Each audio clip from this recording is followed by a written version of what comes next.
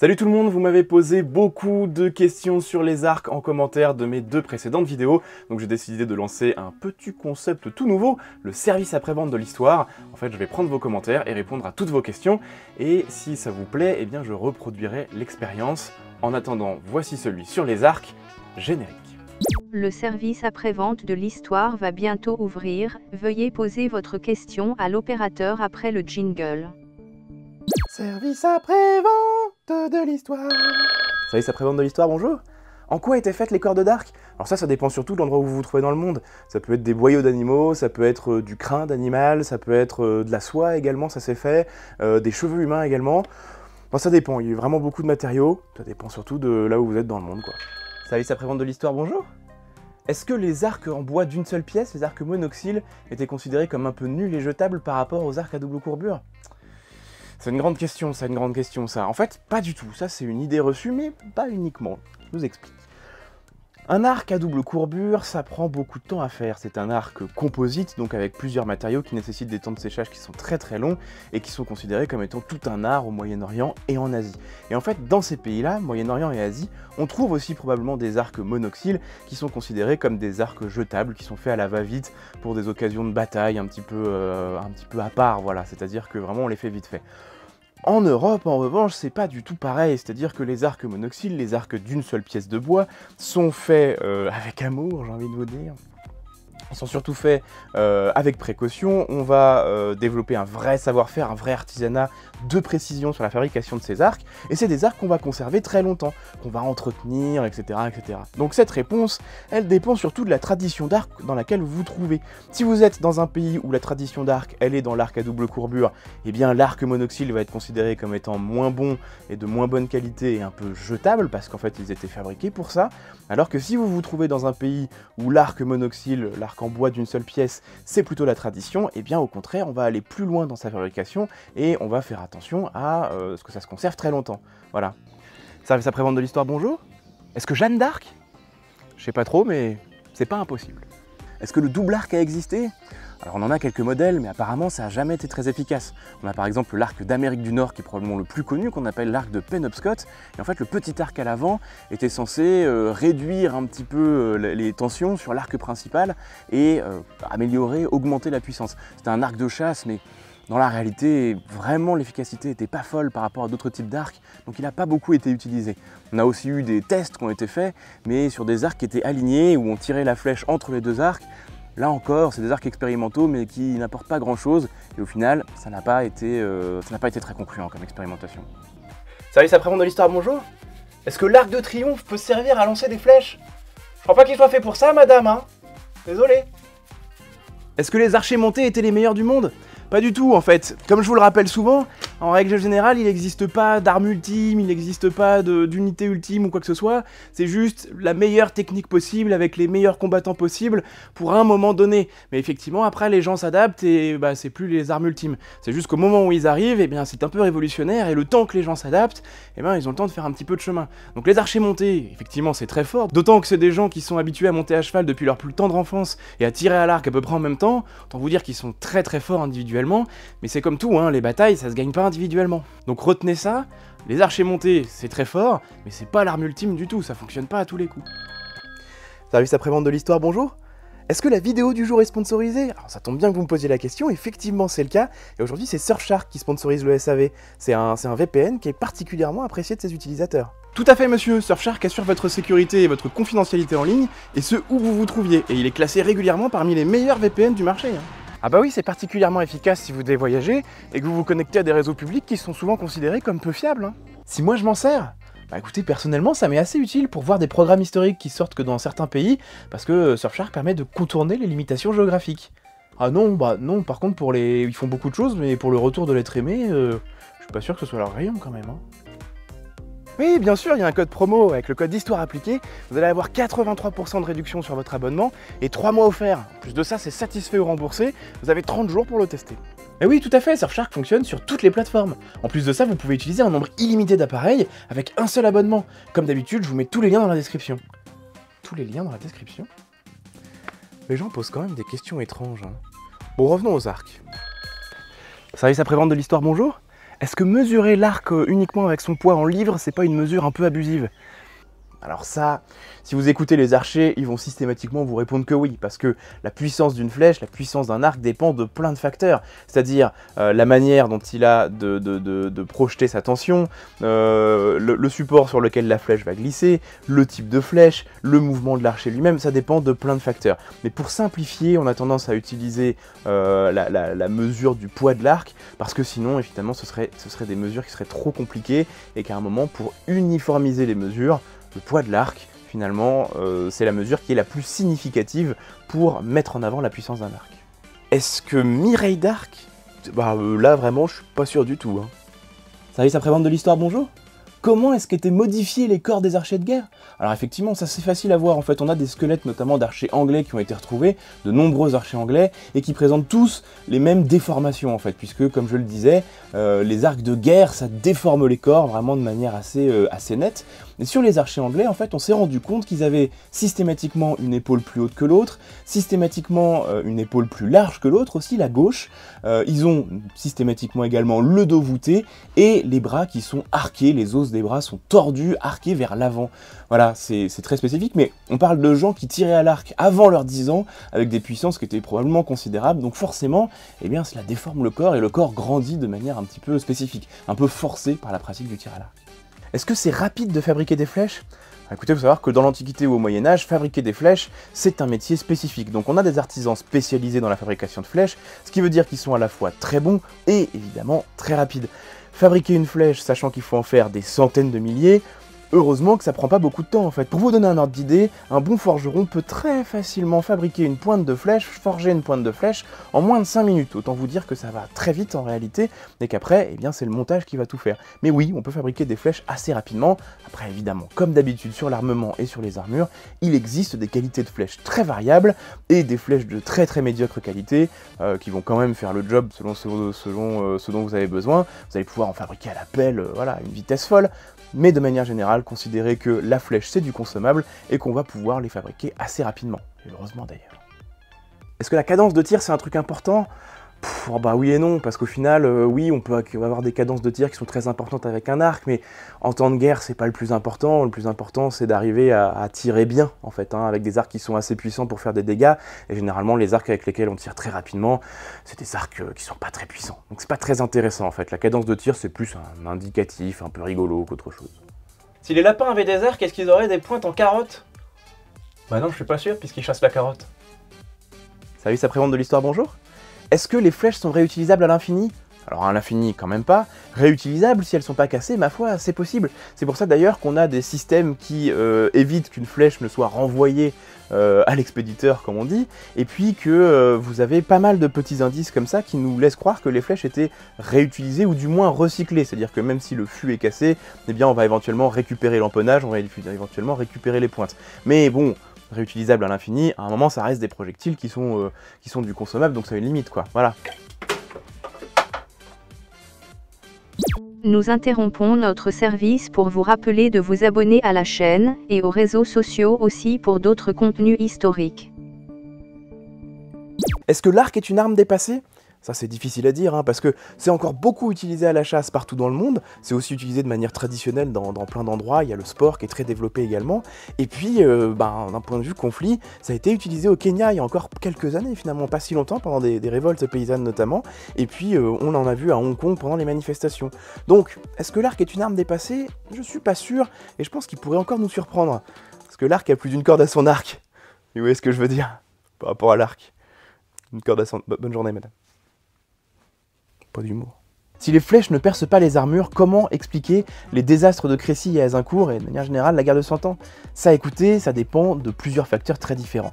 Déjà, ce qu'il faut savoir, c'est que il n'y a pas d'uniforme, donc vous n'avez pas tout le monde en armure. Vous avez des pièces d'armure, vous avez des plaques d'armure. Et donc si vous n'avez pas une armure complète, déjà, eh bien, vous avez des trous dans votre protection, des parties qui sont moins protégées ou protégées différemment, voilà. Et là, les flèches peuvent éventuellement passer. Mais au-delà de ça, ce qui a posé problème pendant la guerre de 100 ans, c'est la différence d'approche tactique des Français et des Anglais. Vous avez les Anglais d'un côté qui sont des armées beaucoup plus réduites, mais qui sont bien entraînés, qui sont dans des des positions très défensives, qui sont très prudents, alors que les Français de l'autre côté, qui sont 3 fois supérieurs en nombre, 2 fois supérieurs en nombre, avec des chevaliers et de la noblesse un peu énervée, ils vont se dire, bon ben en face on a que des paysans trop nuls, on va aller tout droit, on verra bien ce qui se passe. À Crécy c'est terrible, parce que par exemple les maréchaux qui dirigeaient l'armée n'ont pas réussi à s'entendre sur la tactique à adopter, et ils ont décidé de partir chacun de leur côté, à faire un peu ce qu'ils voulaient, et donc évidemment l'impact a été très très faible. À Azincourt ils étaient sur un terrain qui était absolument terrible, qui était boueux jusqu'aux genoux, et tout ça, enfin c'était vraiment, les descriptions sont infernales, et donc ils se sont retrouvés dans des situations vraiment extrêmement défavorables, où les archers anglais ont pu les désorganiser, voire tuer leur monture. Alors, évidemment, les chevaliers n'ont pas forcément été tués, mais les archers anglais sont des archers polyvalents. Donc ils se sont retrouvés ensuite au corps à corps à aller récupérer les gars, comme ça, à les faire prisonniers, les uns après les autres, et c'est comme ça que ça s'est joué en fait. Ça s'est joué surtout sur la désorganisation. Les Anglais étaient dans des positions très défensives, très maîtrisées, alors que les Français ont fait n'importe quoi et ont plus laissé parler leur ego que vraie tactique militaire. Et donc du coup les Anglais ont pu faire un petit peu ce qu'ils voulaient malgré une situation qui était à la base défavorable. Voilà, tout simplement. Il faut retenir que les archers anglais sont redoutables parce qu'ils sont capables de tuer, mais en l'occurrence, là, dans le contexte d'une armée qui est bien protégée, eh bien, le simple fait de désorganiser l'armée, puis d'aller les chercher au corps à corps alors qu'ils sont en train de patauger dans la boue, eh bien, ma foi, c'est très efficace aussi. Ah oui, puis quand vous avez 3 archers anglais qui sont des mastocs, avec le corps déformé par le tir à l'arc, qui vous tombent sur le coin du nez, un peu énervés, alors que vous êtes en train de patauger dans la boue, bon bah, armure ou pas, vous faites pas trop le malin, puis vous les suivez, quoi. Et on rappellera qu'une bonne partie des pertes d'Azincourt se sont faites, malheureusement, en tuant des prisonniers. C'est-à-dire que les Anglais avaient fait tellement de prisonniers qu'ils se sont mis à avoir peur d'une révolte de prisonniers et d'avoir du coup une deuxième armée dans leur dos, et ils se sont mis à tuer tout le monde, quoi. Si on peut s'en servir pour donner de l'élan à un pigeon, je suis pas sûr, madame, hein, parce que ça fait pas du tout partie de la catégorie des armes à roulettes. Hein. C'est quoi la puissance d'arrêt d'un arc ? Bah écoutez, ça dépend de beaucoup de facteurs en fait. L'arc que vous utilisez, la distance à laquelle vous vous trouvez, est-ce que votre cible elle est plus ou moins bien protégée avec de l'armure, quel type de pointe et de flèches vous utilisez également. Faut se dire que les flèches de guerre en fait c'est pas des petites flèches de tir sur cible comme on utilise aujourd'hui. C'est des fûts qui sont énormes avec des pointes qui sont souvent assez lourdes et c'est fait pour résister à la force des arcs de guerre. Donc fatalement j'aime autant vous dire que quand vous la prenez dans la poire, eh ben... c'est pas très agréable, et en termes de puissance d'arrêt, même si c'est dur à évaluer, ça a quand même une certaine patate. Faut vous dire qu'on avait fait des tests il y a quelques années avec du 150 livres, et qu'on s'était rendu compte que ça avait la même puissance d'arrêt à courte distance qu'un LBD, un flashball quoi. Donc autant vous dire que ça devait cogner un petit peu quand même, hein. Ça devait cogner un peu quand même. Mais c'est difficile à dire parce que ça dépend de trop de facteurs, de manière générale, retenez ça. Est-ce que l'histoire de l'arc d'Ulysse est réaliste ? Bah écoutez, le fait qu'il y ait très peu de gens qui puissent le tirer, ça c'est possible, on peut considérer que c'est un arc de guerre d'une puissance très très importante. Par contre, le fait de faire passer une flèche dans, je crois que c'est 10 anneaux de hache, ça paraît étrange, parce qu'en fait, à cause du paradoxe de l'archer, il va avoir un problème. Et le paradoxe de l'archer, vous savez, c'est quand la flèche, en fait, une flèche ne part pas droit, elle se dandine, ce qu'on appelle le paradoxe de l'archer. Et du coup, ben, ça taperait forcément les bords. Donc, il y a un peu de vrai, et il y a un peu de faux. Finalement, c'est un peu le propre de la légende et de la mythologie, j'ai envie de vous dire. Que devient le longbow après la guerre de 100 ans ? Bah écoutez, il va pas du tout être abandonné. En fait, il a acquis une réputation tellement importante dans les mains des Anglais à la guerre de 100 ans, qui ont su en tirer le maximum de potentiel, que tout le monde va vouloir son petit corps d'archer en Europe. Alors quand je dis son petit corps d'archer, parfois c'est des grands corps d'archer de plusieurs dizaines de milliers de combattants. Hein. Et les Français seront pas les derniers, c'est-à-dire qu'après avoir subi le grand arc pendant la guerre de 100 ans et l'avoir subi bien correctement, eh bien en France on va vouloir avoir nous aussi des archers avec des grands arcs droits qui sont légèrement différents des longbows anglais, mais c'est exactement le même principe. Après, en termes d'utilité, bon, c'était pas l'arme ultime non plus, et voilà, mais la réputation fait que ça va perdurer dans le temps, et que l'utilisation de l'archer va finalement perdurer dans le temps grâce à la réputation taillée pendant la guerre de 100 ans. Mais c'est une lampe à huile, ça. Ça y est, ça prévente de l'histoire, bonjour. Ah non, madame, c'est pas du tout la boucherie sans eau ici, vous êtes trompée, hein. Non, c'est pas le bon numéro. Bah, bonne journée, hein. Est-ce que les flèches empoisonnées ou souillées, ça a été très courant ? Alors, je vais vous dire, en réalité, c'est surtout un fantasme, ça c'est assez peu fait, pour une raison simple, c'est que déjà, vous risquez de blesser votre archer, et en plus de ça, vous imaginez que sur les centaines de milliers de flèches qui partent dans une bataille, toutes les empoisonner, ça prendrait un temps fou, et ce serait pas hyper efficace en plus de ça. Donc c'est arrivé, mais c'est quand même un petit peu à la marge. Alors pour la chasse, c'est peut-être un peu plus fréquent, on en trouve notamment chez les populations natives d'Amérique du Sud et en Afrique, mais bon, c'est un peu à part, en tout cas pour la guerre, c'est pas vraiment très utile et très utilisé. On n'entend pas très bien dans ce poisson. L'arc japonais, je vous avoue que je connais pas trop le sujet, mais vous en faites pas, je vais préparer quelque chose là-dessus. Rappelez plus tard. Qu'est-ce qu'on sait des arcs africains et précolombiens? Je vous avoue que je vais pas rentrer trop dans les détails parce que tout simplement je les connais pas, mais on a des sources de ça. On a des sources d'arcs chez les civilisations précolombiennes et chez les civilisations africaines. Le fait est que leur protection était moins importante, leur champ de bataille un peu spécifique par rapport aux nôtres, enfin en tout cas en Europe, au Moyen-Orient et en Asie, et de fait l'arc avait probablement besoin d'être moins puissant, et on pense en tout cas que les arcs précolombiens et africains étaient moins puissants que ce qu'on pouvait trouver en Europe. C'était des arcs majoritairement destinés à la chasse mais qui étaient utilisés aussi à la guerre, et c'est dans ces contextes-là qu'on retrouve beaucoup de pointes empoisonnées, voilà, notamment chez les Africains où on a pas mal de sources de ça. Est-ce que tirer avec des arcs très puissants, assis par terre et tirer avec les pieds, ça s'est fait? Bien sûr, ça s'est fait madame, ouais, tout à fait. C'est les Chinois qui faisaient ça beaucoup pour faire du tir de saturation, parce qu'évidemment c'est pas très précis. Par contre, comme l'arc est plus puissant, ça permet d'envoyer des flèches beaucoup plus loin, et avec un peu plus de patates. Donc si, ça a tout à fait été fait. C'est un peu spécial, hein, c'est l'Asie, c'est spécial, mais ça s'est fait. Est-ce que l'arc lui-même a vu des innovations au cours de l'histoire? Ça, c'est un peu compliqué à dire. En fait, à partir du moment où tous les arcs qu'on connaît ont été inventés, que ce soit l'arc monoxyle, le grand arc droit, les arcs à double courbure composite, etc., il n'y a pas eu d'évolution innovante absolument incroyable. Ce qui va changer, c'est surtout les accessoires qu'on va mettre avec. Et l'autre truc qui va être déterminant, et là où vont se faire les innovations, c'est surtout en fait avec les archers eux-mêmes, la manière d'utiliser les archers. On va changer le rôle des archers sur le champ de bataille, on va changer leur manière de travailler, donc on va changer leurs outils. Mais les arcs eux-mêmes, en termes d'innovation, il n'y a pas eu de truc absolument fou, à part évidemment quand on arrive sur les périodes modernes, on va se retrouver avec des matériaux tout à fait modernes, et évidemment l'invention de l'arc à poulie dans les années 60. Est-ce qu'on peut réellement tomber amoureux en recevant une flèche dans le cœur? Bah ça madame, c'est dans des cas très spécifiques, hein. Il faut que la flèche soit lancée par un petit angelot, avec une pointe en forme de cœur pour s'accorder au vôtre, et c'est la seule condition, hein. Il n'y a que dans ces conditions-là que c'est possible, hein. Si jamais quelqu'un d'autre veut vous envoyer une flèche dans le cœur, faites attention, parce que ça pourrait très mal tourner, hein. Voilà, enfin après, l'angelot, tout ça, c'est tout ce que je vous souhaite, mais faites attention quand même, hein. Ils sont bizarres, les gens. Quelle était la distance de tir des archers? Ça dépend vraiment de tellement de facteurs différents. C'est très compliqué d'y répondre en fait. Ça dépend de la puissance de l'arc, ça dépend de la situation, ça dépend des protections en face. Si vous avez des personnes qui ont très peu de protection, et ben au final, vous pouvez leur envoyer des flèches à 200 mètres, pour vous garantir que ça va déjà les gêner.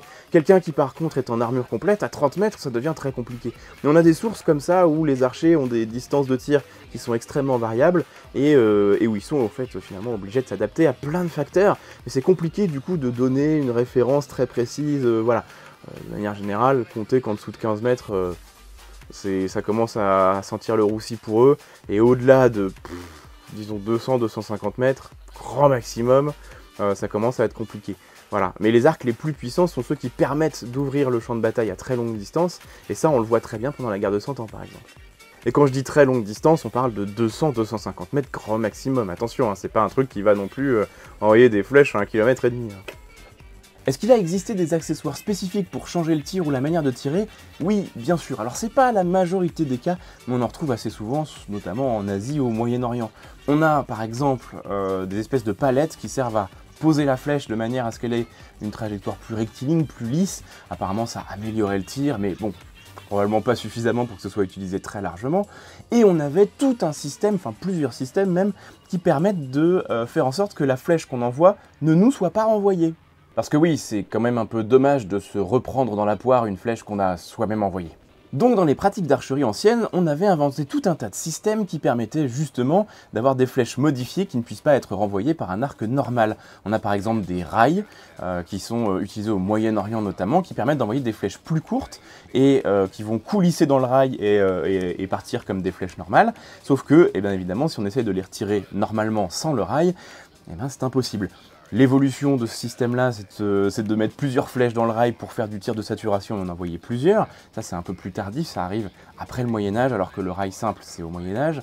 Et puis, vous avez aussi des systèmes beaucoup plus simples où, en fait, on laisse l'encoche de la flèche sur la corde de l'arc. Donc, en fait, si j'attrape une flèche comme ça, je vais vous montrer, attendez, voilà. Si je vous montre, là, vous avez une encoche. Et puis, si vous n'avez pas d'encoche parce qu'elle est directement sur la corde, eh bien vous pouvez tirer cette flèche-là sans problème, mais votre ennemi ne pourra pas retirer la flèche. Voilà. Est-ce que je suis en train de vous expliquer un truc en vous le montrant alors que je suis au téléphone et vous aussi? C'est vrai, vous avez raison, c'est autant pour moi. Bonne journée. Ça y est, ça prévente de l'histoire, bonjour.